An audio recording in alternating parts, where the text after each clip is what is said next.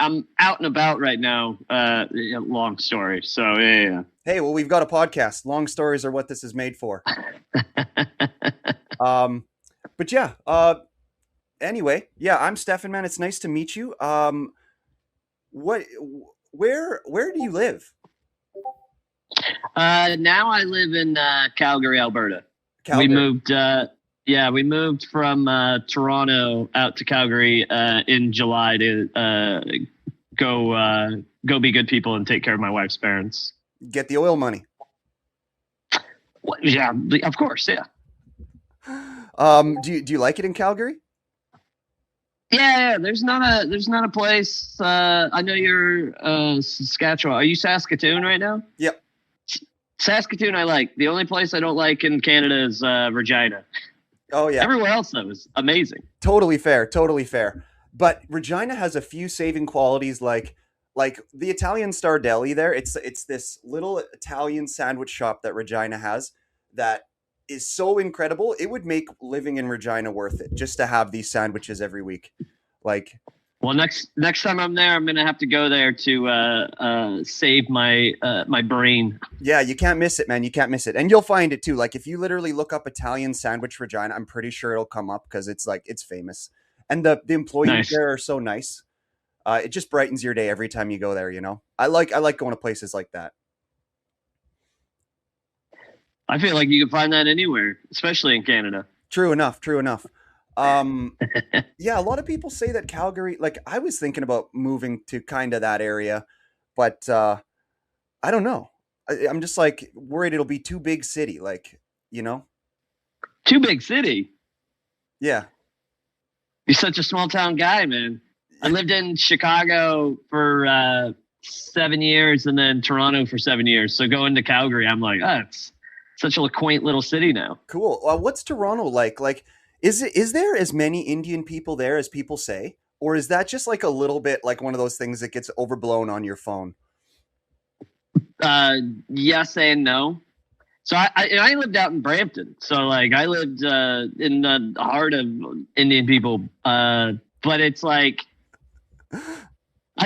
what you see on your phone is like, God, there's all these goddamn immigrants coming Yeah. into the country and they're not like incorporating. And I'm like, I lived in Brampton and I drank with sick people all the time. My daughter went to school with them, her best friend, Yeah. like down the street. And I'm like, and guess what? They were just other Canadians. It wasn't like, that's the thing is like with xenophobia, you just see the worst type of person and then you judge an entire population when it's like most everybody moving in, at least that I experienced, was just like it's going, speaking whatever he's speaking, just being the old dad of the household.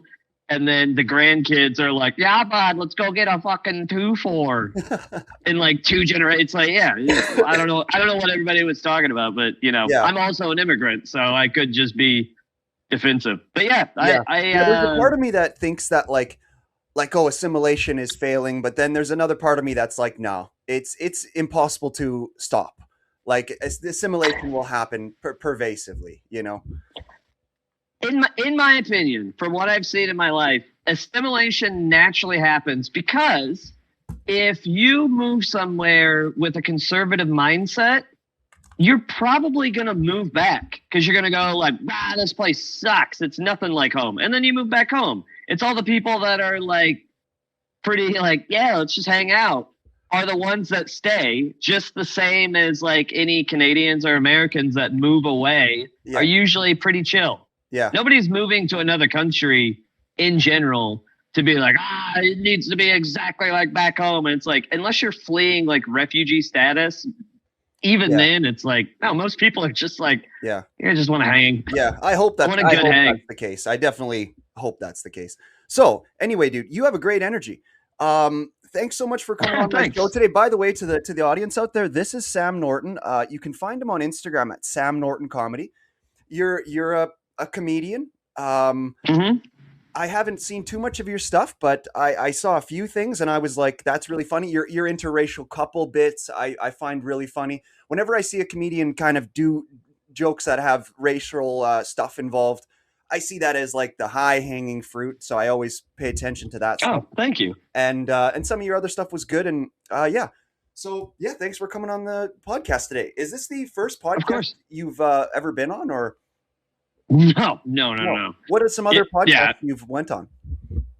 Oh, geez. I've been doing comedy for 16 years, so I've been on many podcasts. I had one myself for like 4 or 5 years. So yeah, No way. it's part of the it's in stand up. It's definitely part of the business where Yeah. you're just constantly on different shows and stuff. So yeah. Yeah, I'd say so. I think that it really helps, like, because I mean that's what podcasting is really. Is you're doing stand up in a sense, like, it's not Yeah. as pre-planned, but the ability to talk is so important. If you like, but what's crazy though is then you get somebody like a Janet McNamara. She's a girl I had on the podcast a little while back, and she's an accountant, basically socially illiterate, but and never does. She's an accountant. What do you want from her? She's an accountant. She Exactly. loves numbers and hates people. Yeah, but she is she's so funny. Have you ever heard of her by any chance? She's not Canadian though, but Janet McNamara.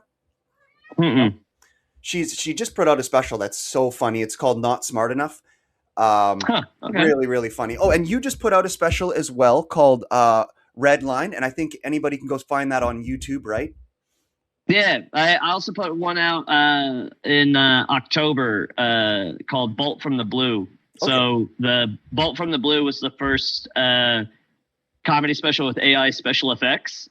So I had an old set from like 2015 that I basically George Lucas and put special effects into it and released that. And then Red Line is another VR one. So if you have a VR headset, you can find it and actually like sit in the room while I'm performing. Wow, that's kind of cool. Yeah. I have never even seen a special like that. Now I'm very intrigued. Well, I have two, the Red Line one, and then White Noise is also VR. Yeah. Wow, I can't believe you've been doing stand-up for 16 years. That is... Yeah, me neither, I man. feel bad that I didn't know you sooner or something. Were you resistant to the social media side of it for a while? You wouldn't have been though, because you were fucking podcasting and everything. Yeah, I'm resistant to, and this is to this day, I'm resistant to the, what's the best way to say this? I enjoy my privacy of my life, so I don't get very much of my life on my social media. I do it in my art. But then the other thing with social media too that I'm not entirely good at mentally is the consistency and the depth of creativity. Okay. So a lot of my friends who are very good at it, they found ways to like integrate their comedy into it. But I've also had a lot of my friends that like get known for being like Johnny the Booger Man. And then that can happen on for social media. Yeah, like it's weird how you can typecast yourself on social media. Like many people say that happened to Ben Bankus for the beginning of the early part of his career with that Asian accent thing. Do you know Ben Bankus? He was in Toronto for a while. I do know Ben Bankus. We are not on good terms, but I do know him. Fair enough. We hung out in Toronto in the first few years, and then post COVID we just kind of grew apart. But yeah, he's doing well. He's doing very well. Yeah, for sure. I've been hearing a similar story from a few different people actually. That's interesting. It happens. Yeah, for sure. But God bless him. I hope he makes his money just away from me. Okay, yeah. Yeah, it seems like, so it kind of sounds like you're just like dipping your toes in or something and you need to jump right into the pool. Or is it like, are you like, if you don't mind me asking you some questions, that's what we're here for. Are you like, of course. Do you have like a family, and is that why you kind of also keep a regular job? Or why want to do this kind of thing and then also be private? Like, I feel like those two things they can't really work that well. No. Also, I got to clarify. I have been full-time stand-up comedian for the last 10 years. Oh, that's all you do for your work? Yeah. Now it helps that my wife is a doctor, so I'm not the breadwinner, but it's been, well, at least the last 5 years. But for a time I was, and that was much more stressful. So I get to not die of stress every month. But yeah, I've been touring regularly and doing shows and working and like making a living for the last 10 years. Good stuff. And yeah, I'm not hesitant about anything. It's like the reason, personality wise, the reason I got into stand up comedy is I don't like having a boss and I don't like doing what I don't want to fucking do. Yeah. It's the whole reason I got into this. Me too. And the business has changed to where you do have to do stuff you don't want. So I've been lucky enough that I was grandfathered into kind of how comedy was beforehand. Like I have a lot of contacts, know a lot of people, managers, famous people. Like have gotten me regular work. And as far as like building something myself, I've put out stuff that I enjoy. But that's not necessarily how things work. And so I've had to change my attitude. And it's just slow going because I'm not forced to have to survive off of it. Fair enough. Sometimes a lot of people that adapt quicker, know, are having to, where it's like I'm having to find the want. I don't have the need. Yeah. You know what? That might be my Achilles heel as well. Sometimes I feel that way as well because you really have to grapple between like, do you want to create the content that you want, or do you cave and create the content that the people want? You know, and you hope you can find both. That's the hope, is that the content that you want to create is what everybody wants, and then the death of your ego is creating stuff that you like and then watching it bomb and fail and go, well, I guess nobody else likes it. That's the thing that's hard about being an artist is when you truly are putting yourself into it, it is a popularity contest where you're like, this is me world. And then you see all the success stories of like people really put themselves out there and then people attach to it. And then you're like, wow, they're loved. Yep. The other side of it is like a blue collar working comic like me, where it's like I put my stuff out there, I'm like, I really love what I just did, and then everybody goes like, that's not that good, and you're like, well, that's pretty personal because that's me, and then everybody goes like, yeah, we don't like that, change that about you, and you're like, fair enough, that sucks, but fair enough. The ego, hey, that can be a real problem. So I do mushrooms, buddy. You got to get rid of it. Are you French? No, I'm Irish. You're Irish. Okay. Irish American. You got a little bit of the French mustache. I wasn't sure. Okay, cool. Irish. Yeah, that's awesome. I'm pretentious. I'm not French. Have you seen the Peaky Blinders? Yeah, of course. Yeah. It's a legal requirement when you claim you're Irish. Exactly. They just came out with the new movie on Netflix. Have you heard of it? Yeah, I saw that last night. I'm actually going to probably watch it this week. Cool. Yeah, I'm only just on season 2 of Peaky Blinders. I'm trying to get caught up and then I'm going to watch the movie.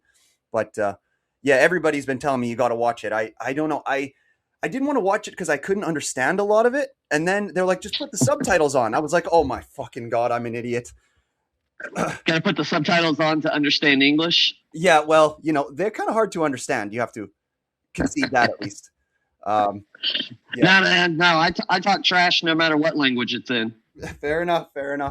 So, let's go through a few of the kind of questions I like to ask everybody. What got 6 inches? 6 inches, but a heavy sack. Is that one of the questions?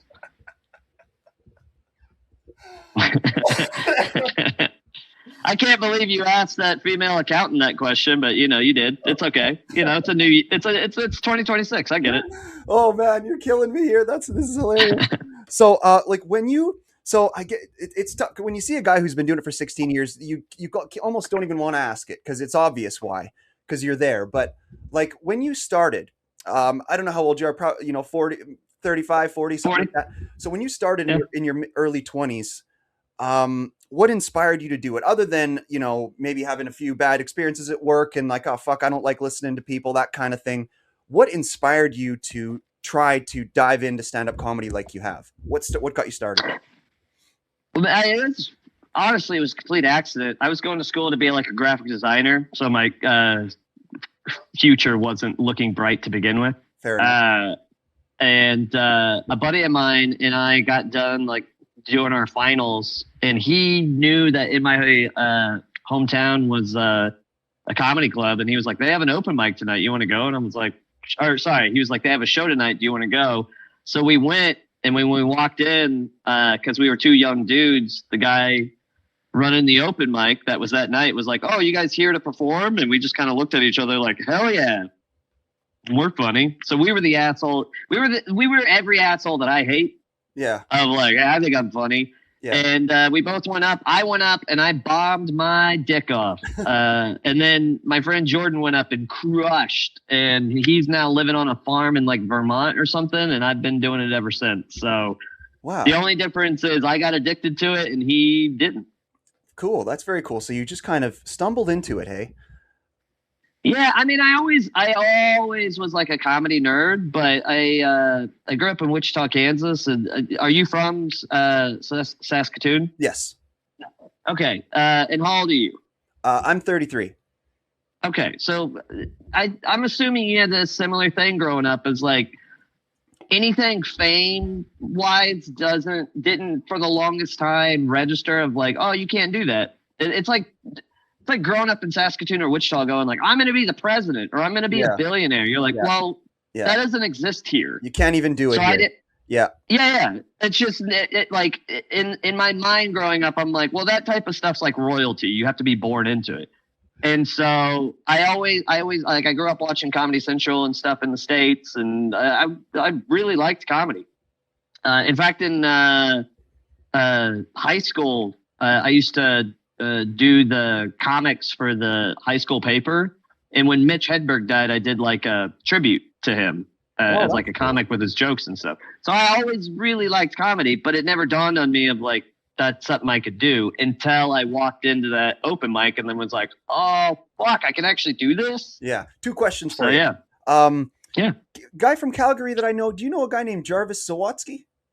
Yeah. Yeah. I was just with him this last weekend. Yeah, Tuesday. Yeah, he's from sort of around here. He was on the show in its early days. Another one, Mitch Hedberg. Have you seen the guy? Because I'm curious your take on this. Like, have you? That guy keeps saying that he's not doing a Mitch Hedberg impression, and he's had the guy from Kill Tony, right? So yeah, I just want to know what you think about that because he's doing his thing, and it's. Do you have to hold a guy accountable when his style is that similar? You can't just be like, oh, you're a second coming of a guy. If it was music, there would be a problem. So what do you think about that guy? That guy's got so much backlash.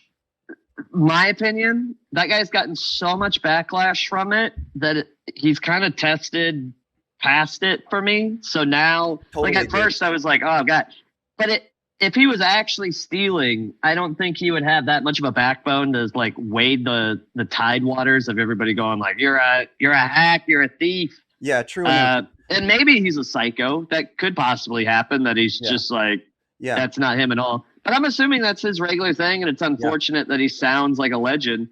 But it's like, if it's not like Mitch Hedberg was like, he's one of my favorites, but he's gonna go the way of like Robert Klein.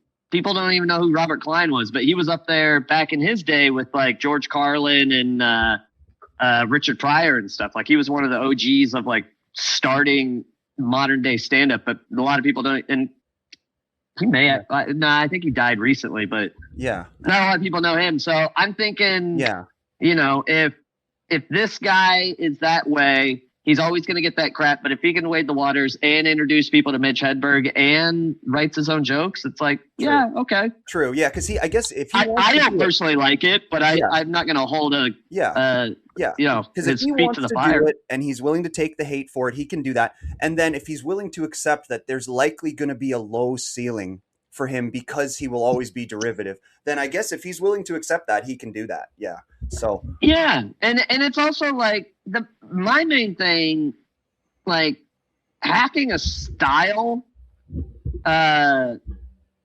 if it's purposeful, isn't as because it's weird to do because then you're very inauthentic if he's like stealing Mitch Hedberg's style, but it's less I'm less worried about that than him like stealing material. Like that's more what I get. That makes me I so don't like. angry. Yeah. Yeah, and the age, and luckily I haven't seen much of it.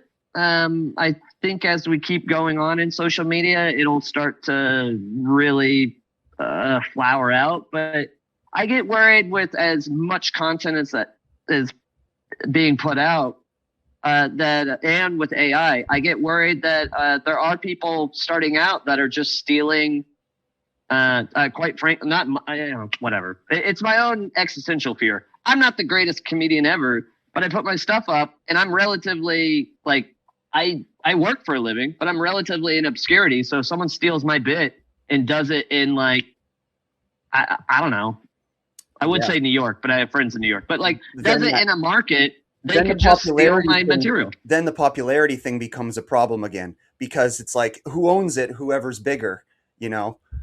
Well, yeah, back when I first started, there used to be a thing of like, who owns the material if someone called each other out on the road, and there was ruthless people that was like, you don't own it until you get it on like Letterman or something. Yeah. So now it's, with as kind of people are quite the pansies nowadays. It's like, would people punch each other over a joke or just go like, all right, let them have it? Yeah. So I do get worried that those people are kind of in the dark corners of comedy right now because I don't see it, but that doesn't mean it's not there. But that's more what I worry about than, that guy having a similar personality. That just sucks for him. If that's his actual personality. Yeah. Yeah. That would break my heart. Yeah. Every day going like, oh, you like anytime someone goes like, oh, you look like Steve Carell to me, I go, Yeah. Hey, that's a pretty big compliment, I think. All I can think about right now is your damn pretentious joke. That was such a good joke. No, I'm not French. I'm just pretentious. That was so funny. I've been in Canada long enough. I've been out to Quebec. I know. Yeah. Yeah. So, another curious question that I have for you is, currently, or however you like to talk about this, who is your favorite stand-up comedian currently? Yeah, or whatever, however you want to do it. No. God, this again, it's gonna be really pretentious, but okay. All of my favorite stand-ups are like people I know, like my contemporaries. I see. It's a weird feeling being in it as long as I have, because everybody I liked, I looked up to. So like my influences, still my favorites are Colin Quinn, Maria Bamford, Don Rickles, and Eddie Izzard, now Sarah Izzard. Those are my top ones. And then later it became like Bill Burr, like the Tough Crowd crew, Patrice O'Neill, all of them. And all of them were older than me. So I kept looking up to them. But now all of my like friends and people I started off with are doing really well and really pushing comedy into like this new wave and really defining what comedy is nowadays. And it's weird to be looking at my friends like, what? They're my favorite comics. Wow. Yeah. So go name one. Let's give us a name. Probably top of the list is like my top four that I can think of. Jeffrey Asmus, I think, is doing fantastic stuff. And these are all people from Chicago I knew. Jeff R. Curry, I think, is doing crowd work stuff. He's good. Something I like a lot. I always thought like he's doing it. A Curie. Would you say a Curie? Yeah, I mean, I've been calling him that for fucking 16 years. So I call it, hey, Jeff, sorry. Yeah. What the first guy you mentioned? What's his style? He's like the only way I could describe him is Asmus is like an alpha cuck. He just looks like, and a lot of his stuff is that he's very smart and he's into history and stuff, but he's his style is honestly like the dude who got picked on in high school that learned how to hang out with the hockey team, I guess is the best way to put him. Fair enough. Well, he's very smart.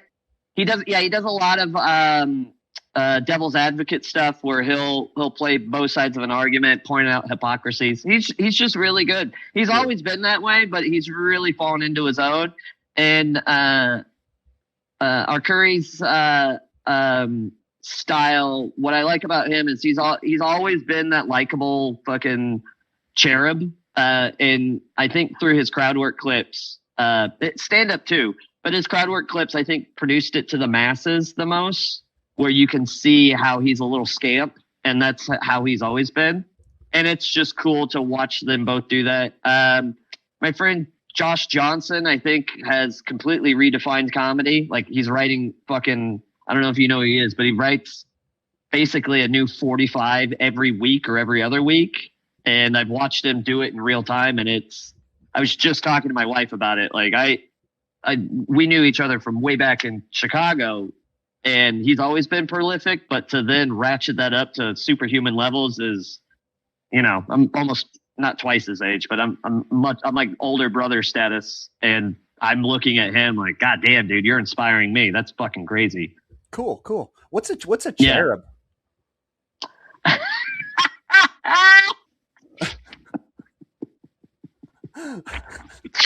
I was wondering, if anybody watching this, go back during my whole spiel I just had, and you'll watch his face be just puzzled for that entire. I wonder. I was clocking that you were like, oh, like I thought you were listening, but the entire time you were just going like, what the fuck is a cherub? And then I went through the rest of my monologue, and the whole time you're like, this guy got to talk about his dick and balls again? He just dropped cherub on me. Yeah, I know the word. I honestly thought a follow-up question was going to be like, oh, that's interesting. Who else did you? Yeah. But no, just what the fuck is it?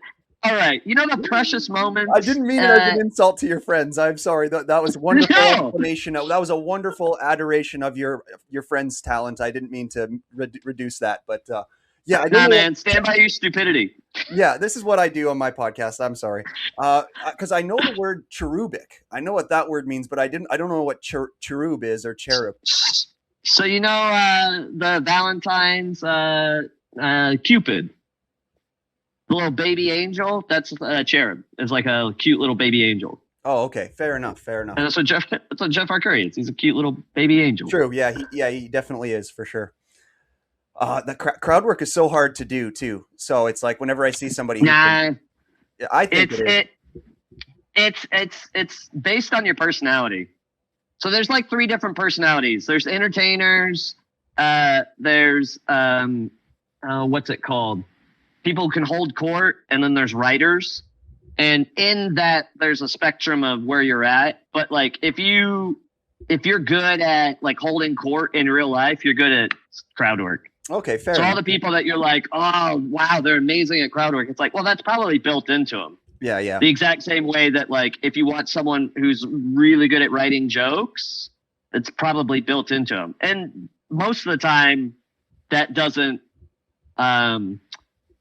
Those two things are polar opposite. So if you're really good at writing jokes, chances are you have some type of autism, and so you probably aren't good at crowd work most of the time because it's hard for you to connect with another human being.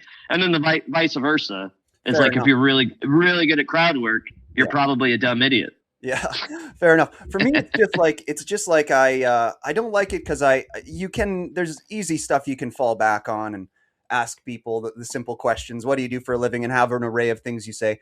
But it's just like to really make a good, unique bit of crowd work I find is really hard to do because it's risky, and you have to like make a prediction about a person that a lot of times you'll just be completely dead wrong, and then you're derailed. Then you're derailed. Crowd work is a lot like improv. It's a lot more, well, depending on how you do it. Really good crowd work is about listening and feeling out the room.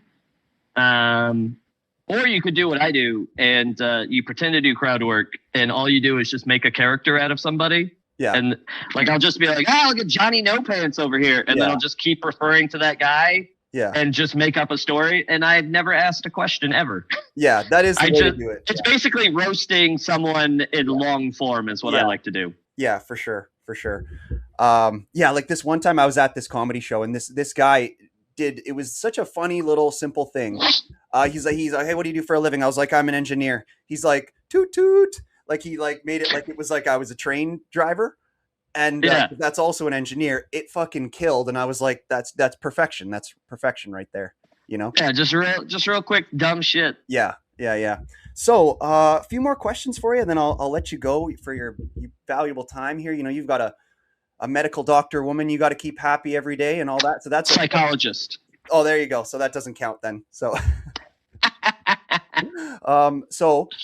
do you take in podcasts? Like, do you watch podcasts much? Yeah, of course. I'm a human being in 2026. Fair enough. Yeah, they are huge now.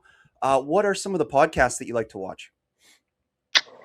I really like Are You Garbage with those fellas. H. Foley and yeah, the other guy there.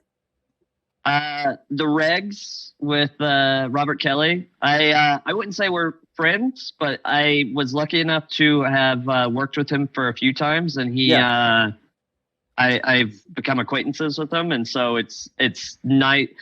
I was a fan of him during Tough Crowd, and now I know him and I still watch his stuff. But I really like the Regs or some of the stuff. I listen to stuff that all four of the friends that I was mentioning they do. Like I'm still an avid. What are their nerd podcasts called? comedy. Real quick, what are like the Jeffs and? God, do you know? I'd have to look them. No, not off the top of my head. Okay, no problem. I was just trying to plug them. Yeah. Plug away. I'd rather plug myself, but yeah, they're famous. You can find them. Yeah, true. I go out of my way. There's a couple of friends of mine in Toronto that do a podcast called The Villain Was Right, I think is the name. But the whole thing is they bring in comics to defend a villain in a movie. And you're just going through, watching, I don't know, Aladdin and going like, Jafar was right. This guy's an imbecile. And they do a whole podcast like that. It's very interesting, funny. But so I'll listen to big ones and then I'll listen to small ones. When I meet new comics, I'll listen to theirs. Like I don't know. I'm a huge comedy nerd even to this day. And I think that's what keeps me going in this business is that I still just genuinely love doing it, absorbing it. Oh yeah. It's the greatest you business have on earth. To be a big nerd to have a Chinese wife. You know, it's like. No, I'm a fucking stud. I'm just kidding. One last thing I have written on my list here is that it's just that it's what's it like having like a Chinese wife. I remember when we started this. I'm like, hey, I saw brown people taking over the country, and now you're like, what's it like having an East Asian? We need to get you out of fucking Saskatoon. You got to meet some non-white people. Well, let me tell you this: I have dated a Ukrainian girl, that's not white. A Chilean. Hey, buddy, you're about to lose this argument. A Chilean girl, so she's South American, but a lot of people think Chileans are kind of the most white of the South American people. Yeah, there's a pattern here. A black girl. Look at you. Where was she from though? Let me remember the name. Oh, for fuck's sakes. She's going to be so mad I can't even remember the name of her country. It's on the eastern side. Sudan. The whitest of the blacks. She wouldn't. By the way, no matter what country you would have said, I would have said the exact same thing. Yeah, of course. So, that was kind of a serious question, though. Is it like? Tell me a little bit about what life is like having a wife that, because I've been thinking, because I'm not married yet, so I've been thinking a lot about what if I should think about ethnicity when it comes to a wife, or if I should just let it happen. Do you have an open heart? I'd like to think so. That's all it takes, man. Because, perfect example. I grew up white trash, dude. I'm like Eminem white trash, right? My wife grew up in China, moved to Germany, then moved to Canada. She speaks 3 languages. She's Dutch. We couldn't be polar opposites in any other way. Yet when we met, we gel so well together. We're raising a child, and she's in school to learn Mandarin. I'm getting my gun license out in Alberta. So we're meshing the two cultures together, and all that matters is that we love each other. So I guess if you want to think about it, you can. I'm of the opinion it's hard enough to find someone to love you. Or sorry, it's hard enough to find someone you love. It's even harder to find someone who loves you. So to put all this extra shit in between that is fucking insane. So it's like, yeah, just float through life until again, I'm going to get pretentious and gay, but float through life until you find your soulmate, man. And you don't get to choose who that is. You just go until someone turns you on, and then your brain and heart go, well, let's keep this going. Your dick's like, hell yeah. Man, that's beautiful. That's beautiful. All right. Well, thank you so much, dude. With that, I will say thank you for coming on the show today. Anybody, if you want to go find Sam Norton, you can find him on Instagram at Sam Norton Comedy. You go find his specials online there. I'm sure you can just Google it. And apparently they have cool special effects in our VR. So I'm going to go check those out. And they were Red Line and then Blue. What was the other one? Blue. Red Line, White Noise are the two VR ones, and then Bolt from the Blue is the AI one. And they're all on YouTube right now. Perfect. All right. That's it. Thank you for your time. All right. Thank you so much for coming on the show today, dude. Have a good rest of your day. See you. You too, man. Thank you, bro.